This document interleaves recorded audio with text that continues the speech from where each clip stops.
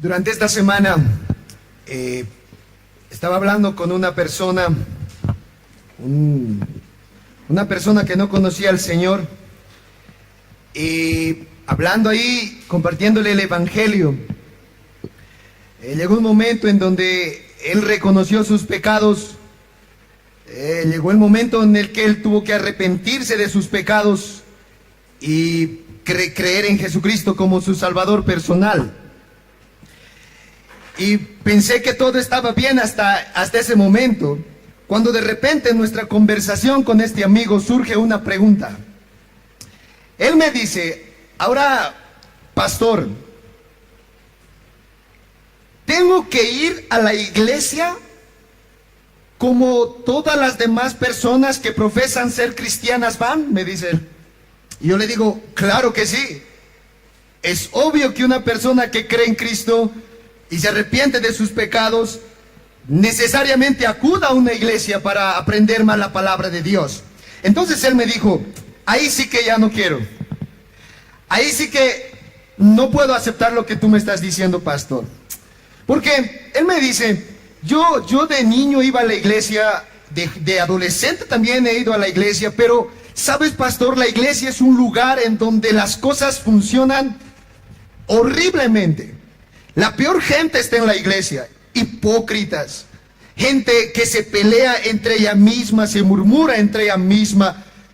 Yo ya he sabido de esos problemas. Yo no quiero volver a un lugar como ese, me dice ese joven.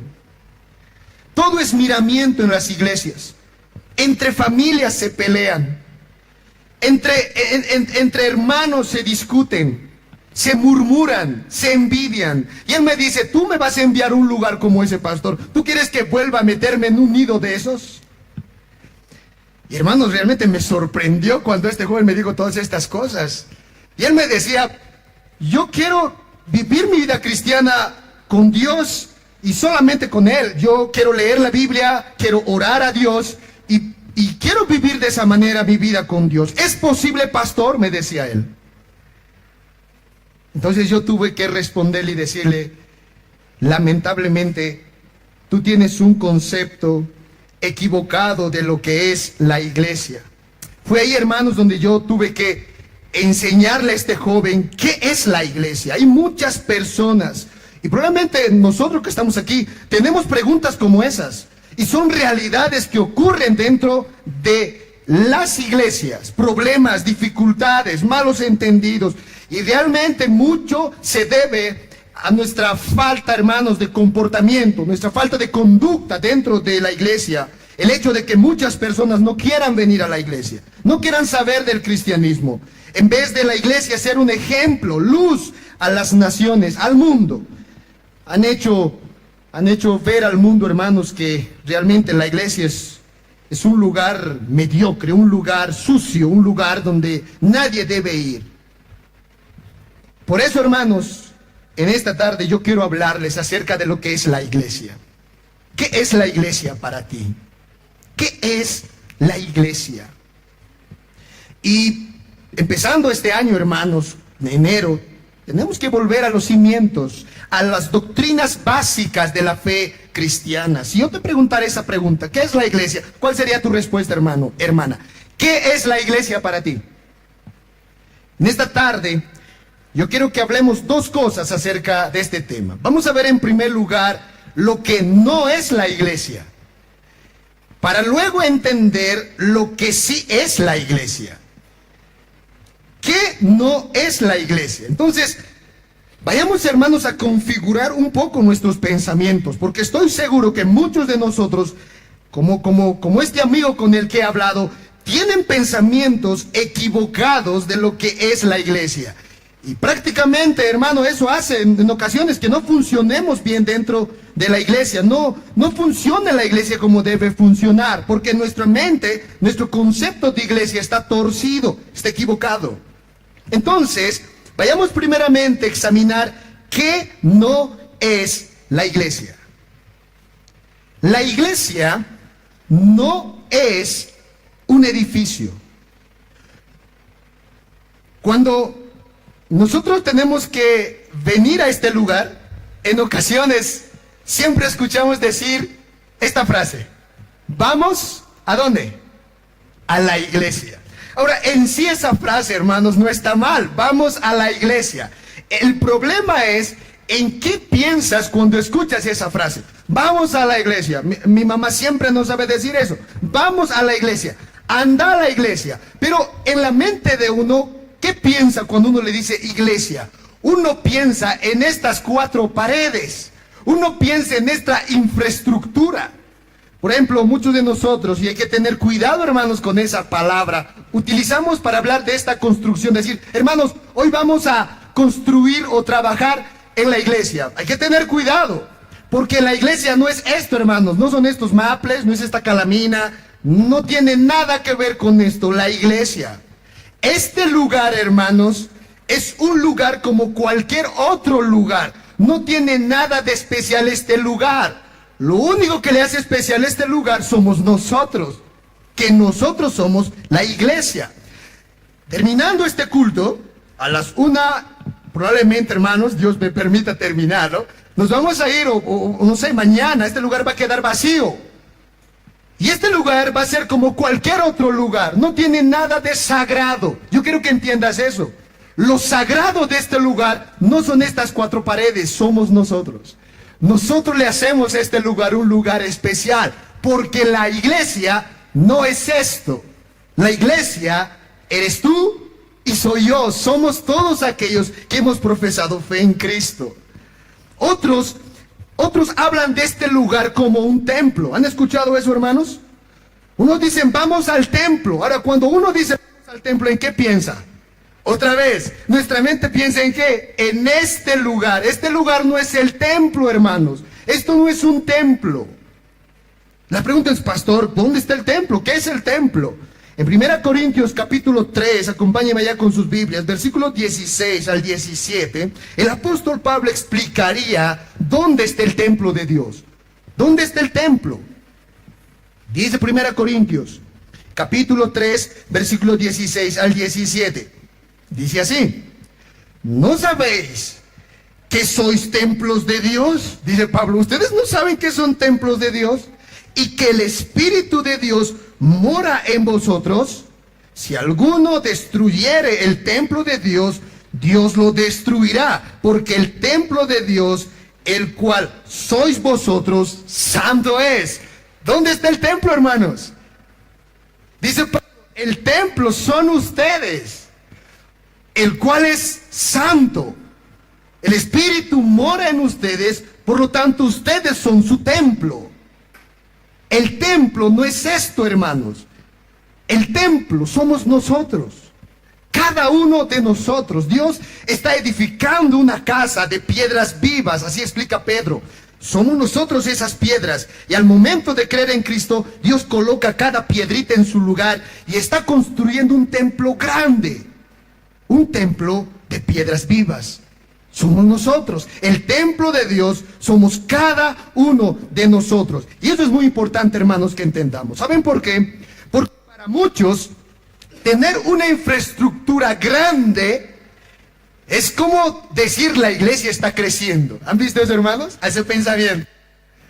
Cuanto más linda es la infraestructura, la edificación, uno se siente más animado. Pero cuando uno está en un lugar medio michicito, decimos, ¿verdad? Así medio caéndose, uno se quiere desanimar. ¿Por qué tenemos ese pensamiento?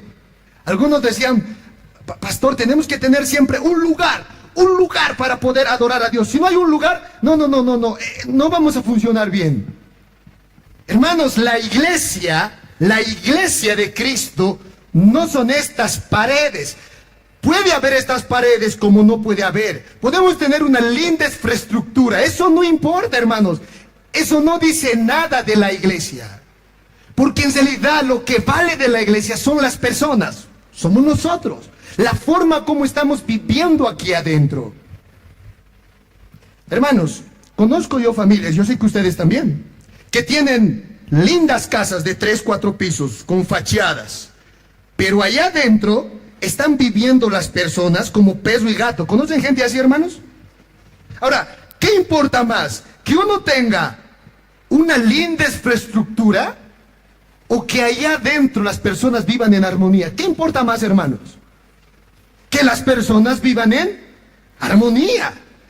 Es lo mismo, hermanos, para Cristo. Para Cristo no importa tanto si es que vamos a tener una construcción grande que Dios quiere, hermanos, en su providencia darnos, una infraestructura enorme, o no la tengamos. Lo importante para Dios es cómo estamos allá adentro nosotros, cómo estamos viviendo como iglesia, porque la iglesia y el templo de Dios no es un edificio, somos nosotros.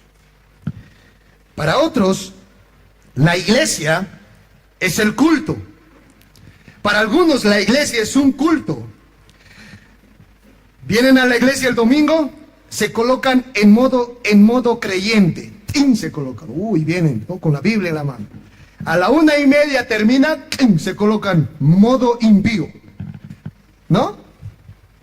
De 10 a 1:30, santo, santo, santo Señor omnipotente. Pero de la 1:30 para adelante, no usará Maluma, ¿no? Eso es de verdad. Daddy Yankee, no sé qué cosa. O sea, el día domingo en la mañana son modo piadosos. Y el lunes empiezan a ser modo mundanos. Los papás el día domingo con nuestros hijos bien nos comemos, bien hablamos, ¿no? Pero el lunes es otra cosa. Algunos ven de esa manera la iglesia como un culto, hermanos. No es así. Nosotros somos la iglesia donde quiera que vayan. En este momento tú eres la iglesia congregada. Terminando este culto vas a ser la iglesia dispersada, pero sigue siendo la iglesia. Donde tú vayas, irá la iglesia. Tú eres la iglesia, tú eres el templo. Nunca vas a dejar de no serlo. Para algunos así entienden la iglesia. Entonces piensan, hermanos, ¿no?, que venir a un culto el domingo en la mañana ya les hace, ¿no? Ya les hacen ser iglesia. Y durante el resto de la semana viven vidas aisladas, viven vidas independientes y se sienten bien así. El domingo vienen bien, pero para algún compromiso y alguna responsabilidad en la iglesia no se aparece. Hermano, ¿cuándo vas a venir al culto de oración, hermano? Hay esta actividad, no está, pero el domingo sí está. ¿Se dan cuenta? Para él la iglesia es lo que sucede el domingo en la mañana. Después ya está desconectado, no tiene nada que ver. Y no es así, hermano, la Biblia no enseña eso. Para otros, la iglesia es una denominación. Hace un mes atrás hablaba con un hermano de nuestra anterior denominación. Y le decía, mira, nos hemos salido, y él hablaba, no, nos hemos salido de la denominación y somos una iglesia bíblica. Y él me decía, ¿qué?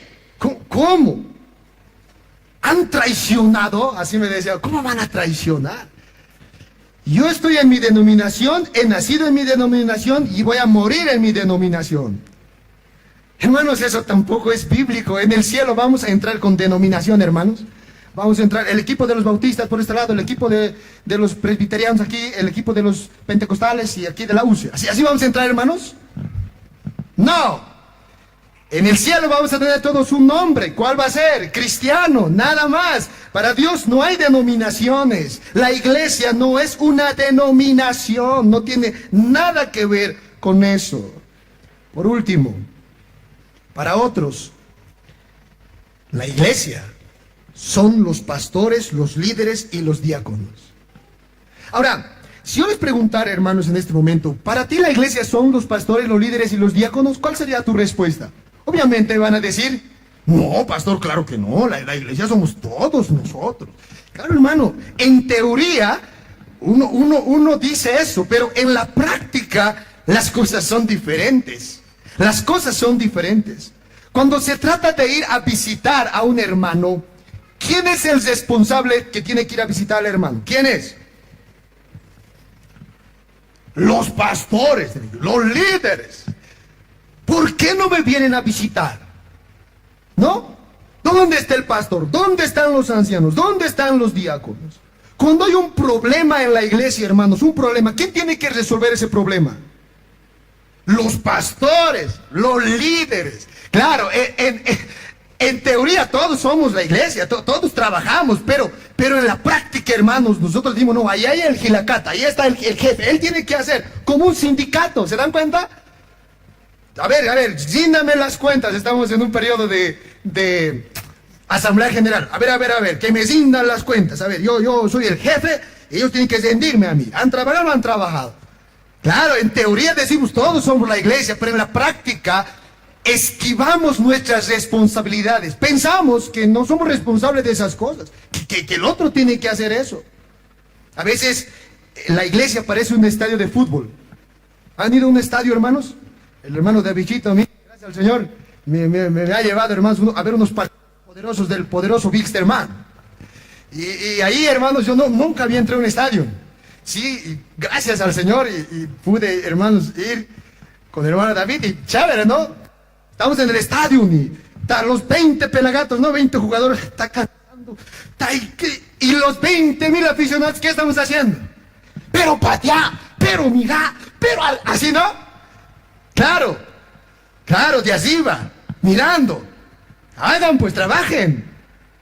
¿Dónde está? 20,000 aficionados necesitados de deporte y los 20 cansándose, necesitados de descanso. Y murmurando y criticando, pero así debía ser. Por ejemplo, es una tentación esto, hermanos, que ven acá. Yo sé que muchos de ustedes, han venido acá. Uy, mira lo que habían trabajado. Y yo dije a algunos jóvenes, dije, van a ver, hay una trampita aquí. Dios va con una trampita, va a ver aquí. Aquí van a ver personas como en el estadio también. Y van a entrar, ¿no? A la iglesia. Pero así debía haber hecho. Pero este color. Pero mira. Claro. Los 20,000 aficionados que no han trabajado, ¿no? Feliz, ¿no? Aquí, sí, pero debían haber hecho. En teoría decimos, todos somos la iglesia. Pero en la práctica, hermanos, en la vida real, conforme a cómo vivimos, no es así. Nos escudamos de nuestras responsabilidades. Quiero que me acompañes al libro de Romanos. Acompáñame allá, capítulo 15. Versículo 14. Romanos capítulo 15, versículo 14. Mira lo que dice la palabra del Señor. Romanos capítulo 15, versículo 14. Dice la Biblia: pero estoy seguro de vosotros, pastores míos. ¿Así dice, hermanos, el texto? No. El texto dice, estoy seguro de vosotros, hermanos míos. Pablo está hablando a los hermanos, no a los pastores. Dice, de que vosotros mismos estáis llenos de bondad, llenos de conocimiento. ¿Quiénes son los que están llenos de bondad y llenos de conocimiento para el apóstol Pablo? Los hermanos, toda la iglesia. Ahora dice Pablo, de tal manera que podéis amonestaros los unos a los otros. ¿Quiénes son los que deben amonestar, hermanos? ¿Quiénes? Todos, los unos a los otros. Yo pregunto, hermano, ¿por qué entonces tú nos dices, hermano, a los pastores? Pastor, háblamelo a mi hijito, no me está haciendo caso, a ver, dímelo, a ver, hacémelo entender. ¿Por qué nos dices eso? Si eres tú el que tienes que amonestar. ¿Por qué? ¿Por qué, hermanos, esquivamos nuestra responsabilidad? Eres tú el responsable de hacer eso. En el libro de Hebreos, capítulo 10, vayamos más adelante, el versículo 19, la Biblia va a profundizar en este aspecto. Dice el versículo 19 del capítulo 10 de Hebreos. Leamos. Hebreos 10, 19. Así que, hermanos, ¿a quién se dirige? A todos, hermanos, dice Hebreos. Vayamos al versículo 24. Así que, hermanos, verso 24. Considerémonos unos a otros para estimularnos al amor y a las buenas obras, no dejando de congregarnos como algunos tienen por costumbre, sino exhortándonos, y tanto más cuando veis que aquel día se acerca. ¿Quién es el que debe estimular a las buenas obras, hermanos? ¿Quién es el que debe animar? ¿Quién anima? ¿Quién? Cuando uno está desanimado, ¿quién tiene que animarle? ¿El pastor? No. Dice aquí Hebreos, hermanos. Anímense entre ustedes. ¿Qué significa eso? Que si vemos un hermano desanimado, no corras ante el pastor y dices, pastor, animale, mira, se ha desanimado. No, tú tienes que estimularle, estimulemos unos a otros al amor y a las buenas obras. Si hay algún hermano que necesita visita, tienes que tú ir a visitarle, tienes que tú ir a acompañarle. Si hay algún hermano enfermo, se está desanimando, tú tienes que estimularle al amor y a las buenas obras. No es únicamente el pastor. ¿Se dan cuenta, hermanos? En teoría decimos todos somos la iglesia, pero en la práctica siempre tendemos a practicar diferente. En ocasiones, cuando hay una persona que se va de la iglesia por X motivo, los culpables finales de que esa vida se haya ido de la iglesia son los líderes, hermanos. Y eso no es verdad. Los responsables de una alma que se va a ir o de una alma que se está desanimando no son solamente los pastores, somos todos nosotros. Todos nosotros. Por eso cuando alguien dice, pastor, se está desanimando, anda a hablarle. Yo le digo, pero hermano, ¿tú por qué no puedes ir a hablarle? ¿Acaso no tienes el Espíritu Santo también que yo tengo? ¿Qué diferencia entre tú y yo? El apóstol Pablo dice, tú estás lleno de conocimiento, lleno de bondad. Tú también lo puedes hacer. Tienes el mismo Espíritu Santo que yo. Entonces, hermanos, la iglesia no es un edificio, no es un culto, no es una denominación, ni mucho menos la iglesia son los pastores, líderes y diáconos. Entonces la pregunta es, ¿qué es la iglesia, pastor? ¿Qué es la iglesia? Voy a resumírtelo en una frase para que te acuerdes. En una frase. Escúchame bien. En la Biblia, la iglesia es un grupo de personas pecadoras, redimidas por Cristo, unidas a Él y unidas entre sí. Voy a repetir eso, hermano, parece largo, pero es muy importante. La iglesia es un grupo de personas pecadoras. Quiero que te grabes eso. Pecadoras, pero redimidas, salvadas por Cristo, unidas a Cristo, pero también unidas entre ellos mismos. Cristo no vino a esta tierra a comprar un edificio, no vino a comprar una denominación. No, hermanos, Cristo vino a comprar personas, vidas. Por eso decimos que la iglesia es un grupo de personas. Ahora, yo quiero que entiendan esto muy bien. En la mente de Dios, hermanos, no estaba solamente salvar individuos en particular. En la mente de Dios siempre ha estado un grupo, hacer un equipo, hacer una comunidad, hacer una familia, hacer un pueblo. Es por eso que cuando vas a Tito, vayamos allá, capítulo 2, versículo 14, el texto que nuestro pastor Daniel daba lectura, Tito 2, 14, el apóstol Pablo dice a Tito, quiero que entiendan algo. Dice, Cristo se dio a sí mismo por nosotros, para redimirnos de toda iniquidad. Eso es verdad, sí. Y purificar para sí un pueblo propio, celoso de buenas obras. ¿Se dan cuenta? Cristo vino, le dice Pablo a Tito, a poder purificar, a poder santificar, no personas individuales, sino un pueblo. En la mente de Dios, hermanos, está una comunidad. Un grupo de personas, en la Biblia se los llama este grupo a veces la familia de Dios, el cuerpo de Cristo, la milicia de Cristo. Son un grupo de personas. Y es así como Dios quiere que miremos a la iglesia. Dios quiere que miremos no desde la perspectiva individualista. ¿Se dan cuenta? Porque Dios no mira así. Dios no mira tú y yo, no importan los demás. No, así Dios no mira, hermanos. Hay un dicho que dice, ¿verdad? Es mejor estar solo que mal acompañado. Eso no es bíblico. No, hermanos, Dios dice, no es bueno que el hombre esté solo. No es bueno que vivan vidas individualistas. Le voy a dar una ayuda idónea.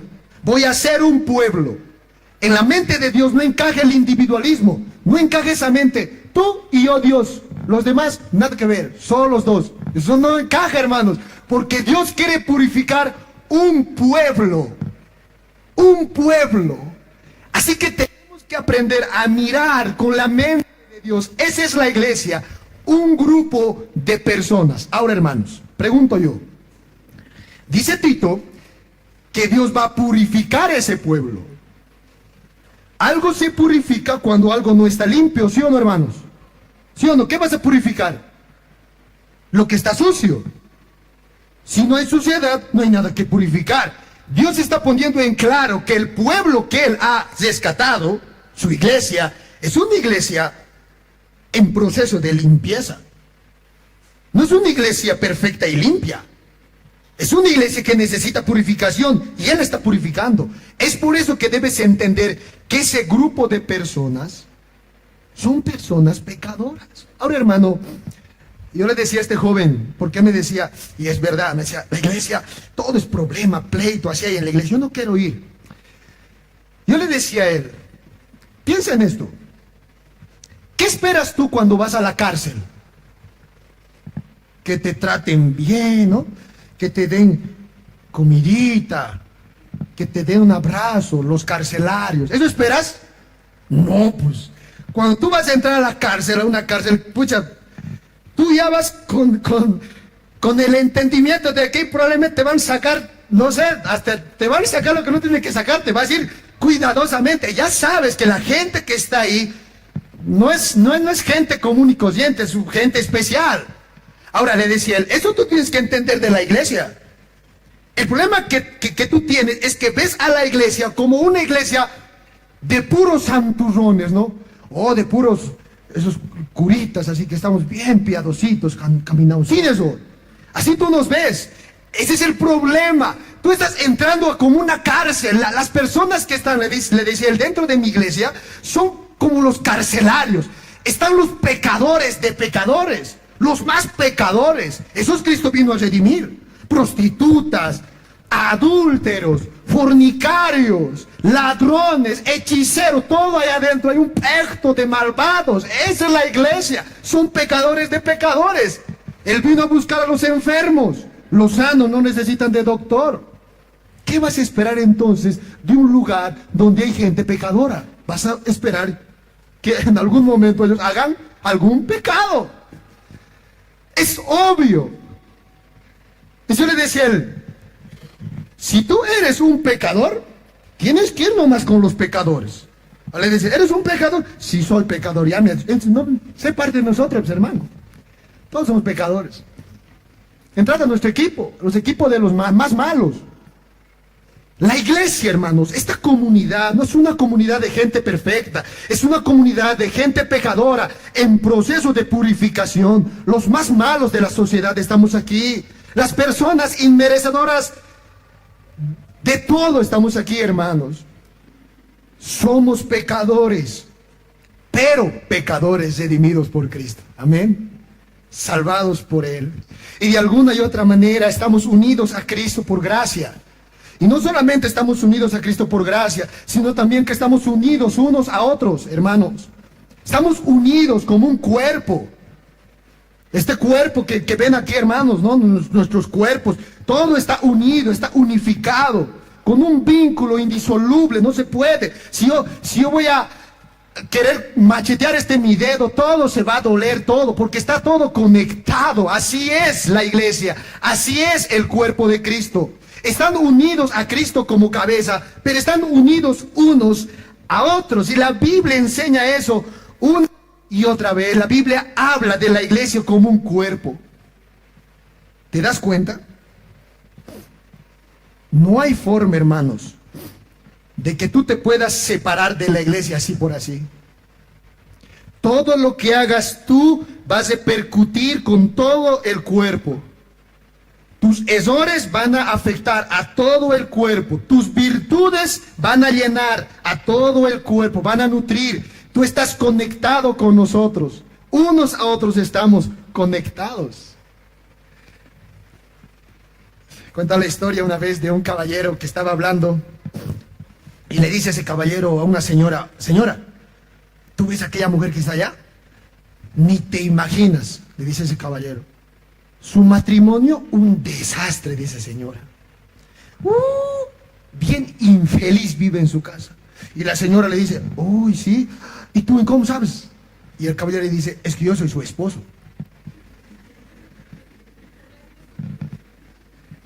¿Se dan cuenta, hermanos? A veces actuamos así. Pensamos que lo que hacemos, o sea, no somos responsables nosotros de las cosas que hagamos. No, nosotros no, ellos son responsables, nosotros no. Eso no es verdad, hermano. Todo lo que tú hagas va a repercutir con todo el cuerpo, hermano. Eso tienes que entender. Por eso tienes que vivir en base al amor. Al amor a Dios. ¿Y al amor a quién? Al prójimo. Amando a Dios y amando a tus hermanos. Si yo voy a pecar, voy a cometer este pecado, voy a afectar a toda mi comunidad, todo mi cuerpo se va a herir. No lo voy a hacer. Voy a hacer esta virtud. Voy a desarrollar este don para el beneficio de mi comunidad. Porque para Dios es su pueblo, es su iglesia. Dios vive en esa cosmovisión. No de yo y Dios, sino de su pueblo. ¿Se dan cuenta, hermanos? Es importante que nosotros tengamos ese concepto de la iglesia, amados hermanos. Hermanos, la iglesia es central para Dios, es central. Dios envió a su Hijo por su iglesia. Su Hijo murió, resucitó por su iglesia. Cristo se fue al cielo, envió al Espíritu Santo para que more en su iglesia. Él está purificando a su iglesia y se lo va a llevar a la iglesia al cielo. Hermanos, no hay forma de discutir eso. En la mente de Dios, lo central, lo primordial está la iglesia. Su iglesia. Ahora te pregunto, ¿para ti la iglesia es central? Ese grupo de personas pecadoras, redimidas por Cristo, unidas a Cristo y unidas entre sí. Para ti, la iglesia es central, es primordial.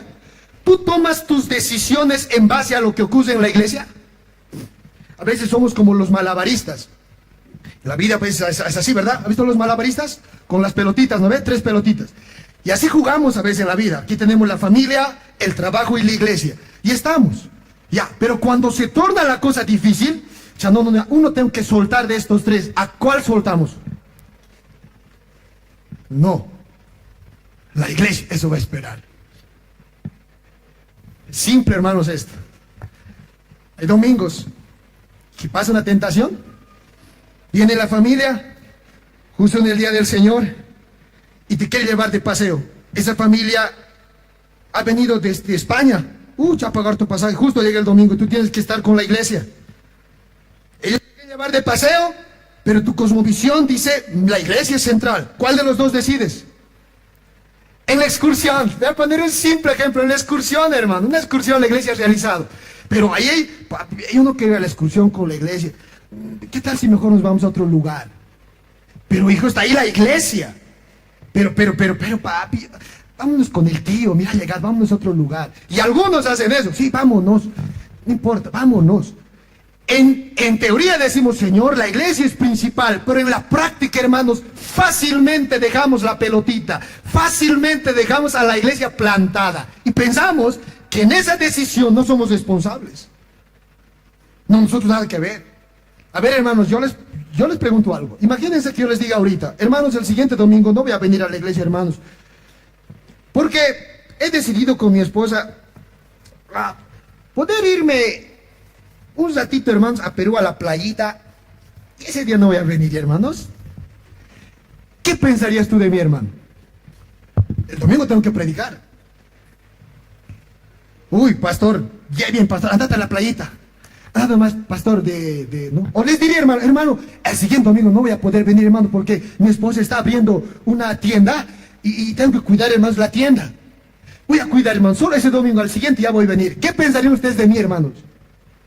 Pero, pastor, ¿quién nos va a predicar? Tu decisión está afectando a toda la iglesia, está desordenando la iglesia. Ahora yo te pregunto, hermano, ¿por qué yo no tengo derecho de hacer eso y tú sí? ¿Por qué tú tienes derecho de un domingo quedarte en tu tienda? ¿Por qué tú tienes derecho de un domingo irte con tu familia de picnic?